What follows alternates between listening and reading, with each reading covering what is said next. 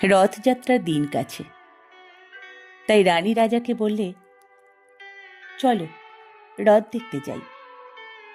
রাজা বললে, আচ্ছা।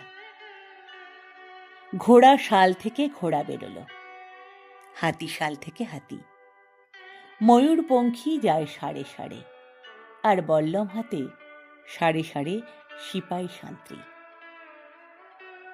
দাস দাসী দলে দলে পিছে পিছে চলল। কেবল বাকি রইল একজন।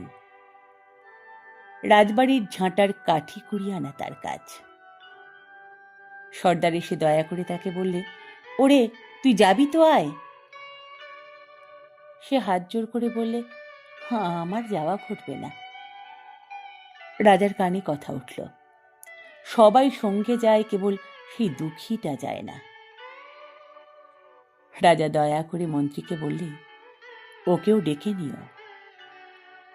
রাস্তার ধারে তার বাড়ি। হাতি যখন সেইখানে পৌঁছল, মন্ত্রী তাকে ডেকে বললে, ওরে দুঃখী, ঠাকুর দেখবি চল। সে হাত জোর করে বলল, কত চলব? ঠাকুরের দুয়ার পর্যন্ত পৌঁছই এমন সাধ্য কি আমার আছে?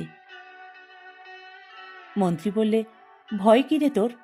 রাজার সঙ্গে চলবি। সে বললে, সর্বনাশ, রাজার পথ কি আমার পথ? মন্ত্রী বললে, তবে তোর উপায়? তোর ভাগ্যে কি রথযাত্রা দেখা ঘটবে না? সে বললে, ঘটবে বই কি, ঠাকুর তো রথে করেই আমার দুয়ারে আসেন। মন্ত্রী হেসে উঠল, বললে, তোর দুয়ারে রথের চিহ্ন কই? দুঃখী বললে, তার রথের চিহ্ন পড়ে না। মন্ত্রী বললে, কেন বলতো? দুঃখী বললে, তিনি যে আসেন পুষ্পক রথে। মন্ত্রী বললে, কই রে সেই রথ? দুঃখী দেখিয়ে দিলে, তার দুয়ারের দুই পাশে দুটি সূর্যমুখী ফুটে আছে।